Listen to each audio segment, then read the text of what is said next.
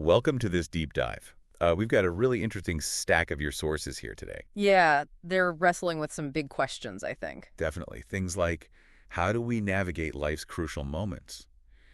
Timing, decisions, dealing with fear. And those unexpected roadblocks we all hit. Exactly. So our mission today is really to unpack what these sources say about knowing when it's the, quote, right time. Right, because we often think we have to wait for that perfect moment. But interestingly, your material kind of challenges that whole idea. Okay, let's start there. There's a word that jumped out from your notes. Opportune. Mm-hmm. Which means like suitable, convenient for a situation, or just happening at the appropriate time. We usually think of that as everything just lining up perfectly, right? Precisely. But what's fascinating is how your sources pivot almost immediately. They bring up this concept they actually call negative timing. Negative timing. Okay, that sounds counterintuitive. What exactly does that mean in this context? Well, it's pretty interesting. It suggests the right time isn't always when conditions are perfect. Instead, it might be determined by, say, a lack of better options. Or maybe this feeling of internal emptiness that's sort of pushing you. Or maybe just that old idea you keep coming back to, needing one more push. Exactly that. It's less about absolute certainty. Okay. So it's more about recognizing that sometimes, if you really want something bigger, the opportune moment is just now. Because other paths seem closed, or you just feel that internal nudge. You got it.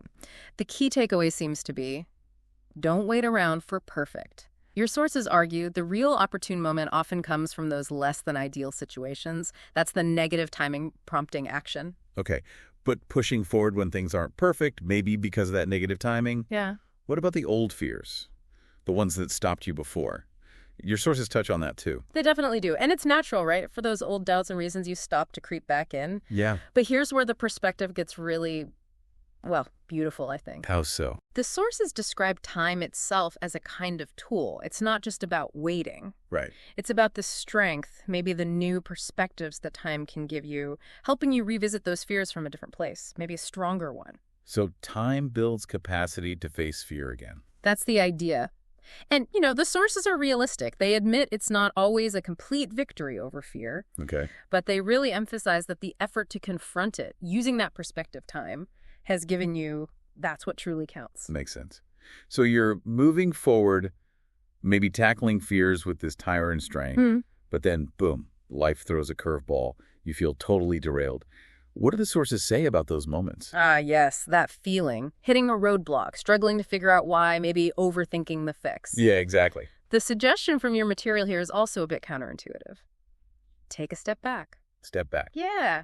Retrace your steps. Look again at the direction you were heading. And this brings us to that car analogy in your sources, which I thought was brilliant. Oh, right, the car analogy. That sometimes, like a car, you can't just keep pushing forward. You might need to, put it in reverse for a bit. Or take detours you absolutely didn't plan on.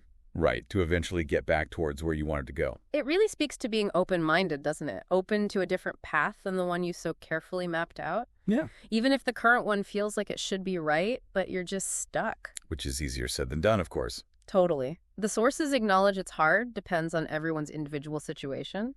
They suggest when you're really stuck, maybe the best move is just to pause, breathe, ponder, rather than forcing it.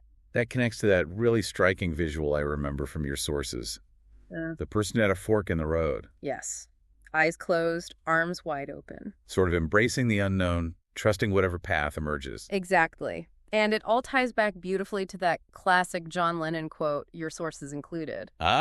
Life is what happens when you're busy making other plans. That's the one. It fits perfectly here. So looking back at this whole journey through your sources, we've kind of moved from waiting for the perfect opportune moment to understanding it might actually show up through negative timing. We've seen time as something that builds strength for facing fears. And that setbacks aren't necessarily failures. They could be, necessary detours. Or just pauses. Right. So if we bring this back to you, the listener. Yeah, what does this mean for you? These ideas suggest that maybe being well-timed in life is more about listening to those internal signals, trusting the process even when it feels messy. And being adaptable when the plan goes out the window. Exactly. Less about finding the single right path, perhaps, and more about navigating the path you're actually on.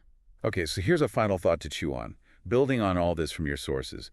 Given that life often happens despite our plans, and that opportune moments might arise from negative timing or require detours. How might you start recognizing your next opportune moment, especially when things really don't go according to that blueprint you had in mind? Something to ponder from today's deep dive.